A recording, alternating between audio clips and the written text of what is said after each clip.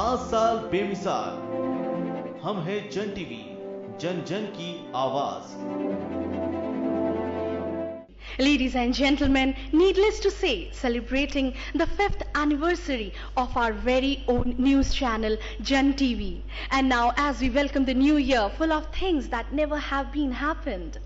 इस खूबसूरत सी शाम में फिरोज खान के साथ मैं हूं आपकी होस्ट मून तहे दिल से इस्तकबाल करती हूं यहां मौजूद तमाम मेहमानों का। साथ ही शुक्रिया अदा करती हूं आप सभी का जो आपने अपना कीमती वक्त हमें दिया। रौनक हुई ये शाम आप सभी की मौजूदगी से। We heartily welcome all our honorable ministers, distinguished guests, galaxy of intellectuals and the entire Jan TV family. मैं स्वागत करती हूं श्री अर्जुन राम मेघवाल जी का, आदरणीय मंत्री महोदय, भारत सरकार के वित्त राज्य मंत्री। जोरदार तालियों से स्वागत करें। मैं स्वागत करती हूं आदरणीय मंत्री महोदय श्री पी चौधरी जी का, minister of state, ministry of law and justice and electronics and information technology. जोरदार तालियों से स्वागत। मैं निवेदन करूंगी जन टीवी के एडिटर इन चीफ श्रीमान S.K. सुराना जी से कि वे पुष्प गुच्छ से स्वागत करें हमारे आज के अतिथियों का। जोरदार तालियों से स्वागत करें हमारे मेहमानों का, हमारे अतिथिगण का। तालियों की गूंज इस ऑडिटोरियम में तब तक बजती रहे। धन्यवाद आप सभी लोगों का, धन्यवाद, बहुत बहुत शुक्रिया। मैं निवेदन करूंगी हमारे अतिथि राम कुमार वर्मा जी, सांसद राज्यसभा, स्वागत करें पुष्प गुच्छ से। जन टीवी के एडिटर इन चीफ श्रीमान S.K. सुराना जी स्वागत कर रहे हैं राम कुमार वर्मा जी का, सांसद राज्यसभा। शुक्रिया, धन्यवाद। दोस्तों, आज का दिन बहुत खास है और बहुत महत्वपूर्ण है क्योंकि जन टीवी मना रहा है अपनी 5वीं वर्षगांठ। दोस्तों, आज का दिन परिणाम है जन टीवी परिवार के हर एक उस सदस्य के अथक प्रयासों का। आज का दिन प्रमाण है, आज का दिन साक्ष्य है, आज का दिन सबूत है हमारी निष्पक्ष पत्रकारिता का। और फैलूंगा जो लौटाओगे आवाज मेरी, और फैलूंगा जो लौटाओगे आवाज मेरी, ऐसा गूंजूंगा सदियों को सुनाई दूंगा। तो दोस्तों, जन टीवी की ये गूंज, जन टीवी की गूंज यूं ही गूंजती रहे। आज हम मना रहे हैं इसकी 5वीं वर्षगांठ। तो दोस्तों, आइए इस कार्यक्रम की विधिवत हम शुरुआत करते हैं और दावत देते हैं कॉन्क्लेव के लिए। हम हृदय से अभिनंदन करते हैं आदरणीय मंत्री महोदय श्री पी चौधरी जी का, minister of state, ministry of law and justice and electronics and information technology. जोरदार तालियों से स्वागत करें मंत्री जी का। आदरणीय मंत्री महोदय का बहुत बहुत स्वागत जन टीवी के इस प्रांगण में। माननीय मंत्री महोदय ने ग्रामीण इलाकों में बच्चों और विशेषकर बालिकाओं की शैक्षणिक अवस्था में सुधार और उन्नति के कार्यों में अहम भूमिका निभाई। आपकी उपस्थिति से हम गदगद हुए। मैं निवेदन करूंगी श्रीमान पी चौधरी जी से कि वे मंच पर पधारें और जन टीवी कॉन्क्लेव का आगाज करें। जोरदार करतल ध्वनि से स्वागत करें मंत्री महोदय जी का। आदरणीय पी चौधरी जी का बहुत बहुत स्वागत एवं अभिनंदन। शुक्रिया फिरोज मुनमुन। तो जन टीवी कॉन्क्लेव में आपका स्वागत है। हम 5वीं वर्षगांठ मना रहे हैं और एक लंबा सफर तय किया है और अतिथियों का हम बहुत बहुत तहे दिल से शुक्रिया अदा करते हैं कि पहली बार राजस्थान में इन्हीं लोगों के सहयोग से एक हिम्मत जुटाई है कि आपने नेशनल चैनल्स में देखा होगा कि कॉन्क्लेव होते हैं, लेकिन राजस्थान में हमारे editor in chief S.K. Surana साहब की इच्छा थी कि कुछ ऐसा होना चाहिए थोड़ा लीक से हटके, प्रोग्राम छोटा हो। इसके लिए हमने पी चौधरी साहब से रिक्वेस्ट की और मेघवाल साहब से रिक्वेस्ट की, CR चौधरी साहब से रिक्वेस्ट की, राज्यवर्धन राठौड़ साहब से और जो अतिथि हैं उनसे रिक्वेस्ट की। सबने एक बार के साथ ही हामी भरी और काफी व्यस्तता के बीच इन्होंने समय निकाला। हम समय जाया नहीं करते हुए हैं और कार्यक्रम को आगे बढ़ाएंगे। हमारे साथ IT और लॉ मिनिस्टर पी चौधरी साहब है। चौधरी साहब, हम जानना चाहेंगे कि हम ही दर्शक भी जानना चाहेंगे, लॉ जिस प्रोसीजर के साथ में एक कोई व्यक्ति अदालत के दरवाजे तक जाता है तो उसको उम्मीद होती है कि न्याय मिलेगी, लेकिन विलंब से अगर कोई न्याय मिलती है तो लगता है कि आप कई बार खुद भी सुप्रीम कोर्ट के जाने माने लॉयर रहे हैं कि विलंब से न्याय मिलता है तो न्याय नहीं कहा जाता है। हम जानना चाहेंगे कि सरकार सुलभ न्याय के लिए क्या प्रयास कर रही है। देखिए, एक वेल नोन कहावत है, justice delayed, justice denied, justice hurried, justice buried. तो इसको बैलेंस स्ट्राइक करने की बहुत जरूरत है और आप बिल्कुल ठीक बता रहे हैं कि जिस हिसाब से न्यायालयों में पेंडेंसी है, जितने केसेस डिस्पोज ऑफ होते हैं उतने केसेस वापस इंस्टीट्यूट हो जाते हैं। इसके कई फैक्टर्स हैं, लेकिन जहां तक पेंडेंसी की अगर बात करें तो सबऑर्डिनेट कोर्ट्स और डिस्ट्रिक्ट कोर्ट्स में लगभग 2 करोड़ और 74 लाख केसेस पेंडिंग है और हाई कोर्ट में करीब 61 लाख केसेस पेंडिंग है, 40 लाख करीब, और सुप्रीम कोर्ट में करीब 61,000 केसेस पेंडिंग है। ये पेंडेंसी जो है लंबे समय तक करीब करीब ये बराबर मेंटेन हो रही हैं। केसेज इंस्टीट्यूट होते हैं और डिसाइड जितने इंस्टीट्यूट होते हैं लगभग उतने ही होते हैं। तो ये एक बहुत बड़ा चैलेंज है। ये जुडिशरी के लिए भी चैलेंज है, सरकार के लिए भी चैलेंज है और बार काउंसिल और बार के लिए भी चैलेंज है। इन तीनों को मिलकर करके एक साथ एक पूरा का पूरा इसमें काम करना पड़ेगा। लेकिन जो अभी मुझे निकट भविष्य में अगर देखें आप, हम ये देखें कि इसमें सिर्फ वैकेंसीज इंक्रीज करने से हो जाएगा, यही कोई क्राइटेरिया नहीं हो सकता। उससे हम देखें वैकेंसी का भी अगर देख ले तो उससे भी ये डिस्पोजल नहीं होंगे। तो इसके लिए आज की तारीख में जो टेक्नोलॉजी का इस्तेमाल है, जिस हिसाब से टेक्नोलॉजी चाहे ई कोर्ट्स हो, चाहे ई लॉ हो, चाहे ई फाइलिंग हो, किसी रूप में इंफॉर्मेशन टेक्नोलॉजी का जो यूज है उससे इन केसेस पे काफी कमी आ सकती है। जो पेंडिंग केसेस है, अभी भी जो वैकेंसीज करीब 30% हाई कोर्ट जजेस की जो वैकेंट है उसके लिए, या उससे ज्यादा जो वैकेंसी कुछ 30%, तो उनकी बात कर रहा हूं जहां पर नाम रिकमेंड ही नहीं हुआ हाई कोर्ट से, और कुछ नाम जो है रिकमेंड हुए पाइपलाइन में है, लेकिन 30% नाम रिकमेंड नहीं हुआ, हाई कोर्ट रिकमेंड करता है, उसके बाद में प्रोसेस चलता है। इसमें सेंट्रल गवर्नमेंट का कोई रोल नहीं है। सेंट्रल गवर्नमेंट के पास तो आने के बाद में उसको प्रोसेस करता है। तो हाई कोर्ट्स को लिख रखा है, चीफ जस्टिस ऑफ इंडिया ने भी लिख रखा, हमने भी रिक्वेस्ट कर रखा है कि भाई आप नाम जो है जल्दी रिकमेंड करें जिससे वैकेंसीज फिलअप हो जाए। उसके अलावा पूरे देश में करीब 20,000 वैकेंसीज ऐसी हैं जो सबऑर्डिनेट कोर्ट और डिस्ट्रिक्ट कोर्ट्स में हैं।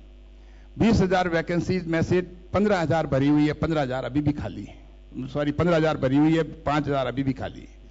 तो 5,000 के लिए ये काम जो है वो संबंधित हाई कोर्ट का और स्टेट गवर्नमेंट का, इसमें सेंट्रल गवर्नमेंट का रोल नहीं है। उनको भी हमने लिख रखा है कि आप इमीडिएटली जो 25% वैकेंसीज हैं उनको फिलअप किया जाए। तो एक तो ये रीजन है, और उसके बाद में जो नए केसेस कम हों उसके लिए हम चाहते हैं कि प्री लिटिगेशन मीडिएशन, जो बड़े एडवांस कंट्रीज हैं जहां अमेरिका है या यूरोप हैं या और भी देश हैं, वहां प्री लिटिगेशन मीडिएशन के बड़ा जोर है। कोर्ट में जाने के पहले ही जो हैं इमीडिएटली कोर्ट में रस करने के पहले आपसी समझाइश के तहत में उनके पार्टी जो मिल जाती है बिना इंस्टीट्यूशन को यूज किए। तो 75% केसेज वो इसलिए रिड्यूस हो जाते हैं कि एक कोर्ट में जाने के बाद में उनको पता है कि बहुत हैवी कॉस्ट लग सकती है अगर लूज किया तो एक वो बहुत एक डेटरेंट का काम करते हैं। तो हम भी इस पे वर्क कर रहे हैं। हम चाहते हैं कि इसीलिए हमारा आर्बिट्रेशन एक्ट जो अभी हमने अमेंड भी किया उसका भी, उससे भी फर्क पड़ेगा। और उसके अलावा ड्यूरिंग लिटिगेशन मीडिएशन है, कोर्ट में केस फाइल हो गया फिर भी मीडिएशन और कॉन्सिलेशन के द्वारा खत्म किया जा सकता है। पोस्ट लिटिगेशन केस डिसाइड हो गया उससे भी किया जा सकता है। और वैसे भारत सरकार बड़ी गंभीरता से सोच रही है कि जो इंटीग्रेटेड लीगल डिवीजन, जैसे कई बार अनमाइंडफुल ऑर्डर करते हैं, वो चैलेंज क्यों होते हैं? 2-3 कारण बहुत मेजर होते हैं अगर देखा जाए तो। सबसे बड़ा मेजर कारण चैलेंज करने का ऑर्डर ये होता है कि जो अथॉरिटी ऑर्डर कर रही हैं, बहुत टाइम ऐसा होता है कि उसको पता ही नहीं होता कि कानून की इंट्रिकेसीज क्या है, उसमें ऑर्डर जारी कर देती है और कोर्ट में वो चैलेंज हो जाता है।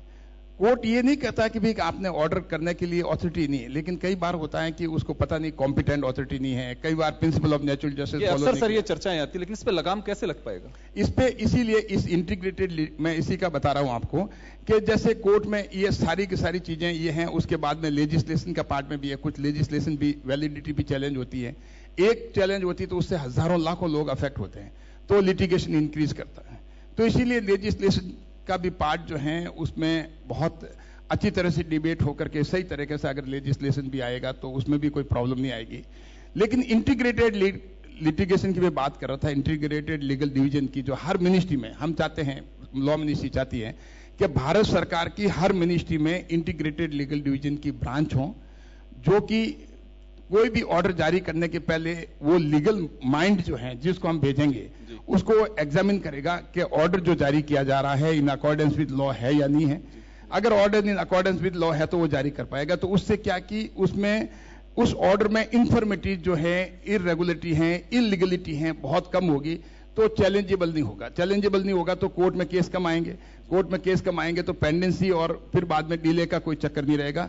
और भी कई एस्पेक्ट हैं, सिर्फ एक ही नहीं है। जैसे हम इवन एडवोकेट्स का भी लेते हैं, काफी कि उसमें समय कम जो समय लगना चाहिए उतना नहीं, जो ज्यादा लग रहा है, तो काफी चीजों को इसमें लिया जा रहा है। एक फैक्टर्स नहीं है, इसमें कई फैक्टर्स हैं। लॉ कमीशन ने भी कई बार बार अपनी रिपोर्ट दी है, तो एक इश्यू दी अगर गिनाने बैठो तो कोई एक बात पे नहीं कह सकता सिर्फ वैकेंसी ही क्राइटेरिया है।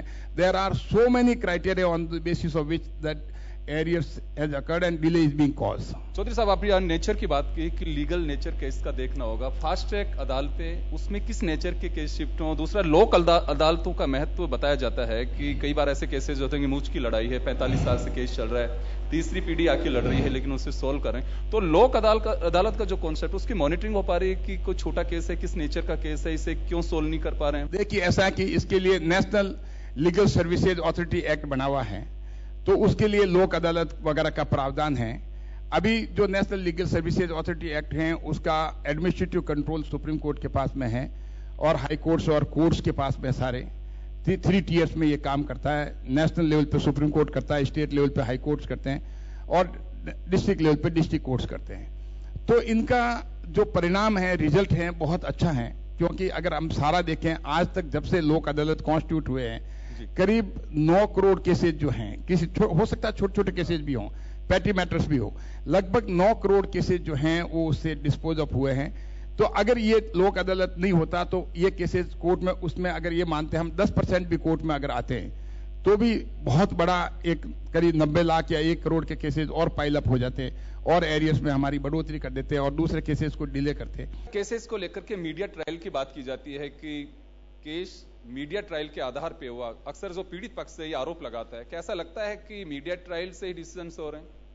देखिए, मीडिया ट्रायल से डिसीजन तो नहीं होता है, लेकिन एक पब्लिक ओपिनियन जो है वो जरूर, हम इसको डिनाई नहीं कर सकते क्योंकि हम कितना ही अपने आप में इस बात को छुपाए, लेकिन एक पब्लिक ओपिनियन जो है उसमें बन जाती है। लेकिन मीडिया ट्रायल का मेरा मानना है कि मीडिया ट्रायल, उनके पास कोई फैक्ट्स नहीं होते हैं, उनके पास कोई एविडेंस नहीं होती है, और किसी बात को लेकर करके अगर शुरू कर देते हैं, किसी के ऊपर कुछ भी इल्जाम लगा, वो चाहे गलत है या सच है, तो ये सारी चीजें जो हैं इन्वेस्टिगेटिंग अथॉरिटी का काम है, इन्वेस्टिगेशन होने के बाद में होगा। लेकिन उससे मेरा मानना है कि किसी न किसी रूप में इन्वेस्टिगेशन अफेक्ट कर सकता है, क्योंकि इन्वेस्टिगेशन करने वाला भी ह्यूमन बीइंग है और वो भी पब्लिक ओपिनियन से वो इन्फ्लुएंस हो सकता है। तो मीडिया ट्रायल तो किसी सूरत में नहीं होनी चाहिए, कंप्लीटली बैन होनी चाहिए। चलिए, मैं एक बात से आपकी से सहमत हूं, लेकिन हाल ही का जो केस है, कई जो एक्सपर्ट्स हैं, विश्लेषक हैं, समीक्षक हैं, इस बात को मानते हैं कि जो डिसीजन आया सुप्रीम कोर्ट का, हम बात कर रहे हैं जो 16 दिसंबर 2012 की घटना, निर्भया केस की बात कर रहे हैं हम, उसमें ये सच्चाई है कि आप उस वक्त लॉयर भी थे और मुझे लगता है कि शायद पॉलिटिक्स में उस वक्त आए ही थे आप। अगर मीडिया की वजह से इस केस को इतना हाइप नहीं मिलता तो आपको लगता है कि उस मुकाम तक ये सजा पहुंच पाती, इतनी फास्ट हो पाती? बहुत सारे केसेज, और ये सवाल इस वजह से खड़ा हो रहा है कि आज 55 से 60% केसेज में जो आरोपी हो बरी हो रहे हैं, रेप केसेज में 80% और साइबर क्राइम में 99% लोग बरी हो रहे हैं। देखिए, ऐसा है कि अगर इसमें आपको तो इस केस का ध्यान है जो आपने देखा है, क्योंकि मीडिया ट्रायल हुई और मीडिया ने बहुत इसमें रोल नो डाउट पॉजिटिव किया, लेकिन ये भी हो सकता था कि कभी निर्दोष लोग भी उसमें पुलिस को ये सोच करके भी किसी को तो उनके ऊपर इतना प्रेशर होता है, कहीं ऐसे नाम भी आ जाते हैं। तो मीडिया ट्रायल की नहीं, अगर जिसमें नहीं होती है, ऐसा नहीं कि उसमें सजा नहीं मिलती। ऐसे केसेस खूब हैं जो कि हमें तो उस केस को ध्यान रखा जाता है जिसमें मीडिया के द्वारा ट्रायल हुई और मीडिया के द्वारा अल्टीमेटली जब डिसीजन होता है तो हम सोचते हैं कि यही केस इसी में सजा हुई। ऐसा नहीं है। आप जब उठा के देखेंगे कई केसेज में जो हैं सजा होती है, लाइफ इंप्रिजनमेंट होता है, अगर नहीं होता तो हमारे जेलों में इतने लोग क्यों भरे होते हैं। तो आपको लगता है कि एडवाइजरी होनी चाहिए? ये एक एडवाइजरी जारी होनी चाहिए कि एक एडवाइजरी विदाउट फैक्ट से कोई भी किसी तरह के एक लेवल तक मीडिया को उस कंक्लूजन पर नहीं पहुंचना चाहिए कि अक्यूज जो है ये मतलब जो है इसी ने अपराध किया। उस लेवल पे अगर पहुंचता है मीडिया तो मेरा मानना ये है कि भाई जब फिर ट्रायल की कहां जरूरत है, इन्वेस्टिगेशन की कहां जरूरत है।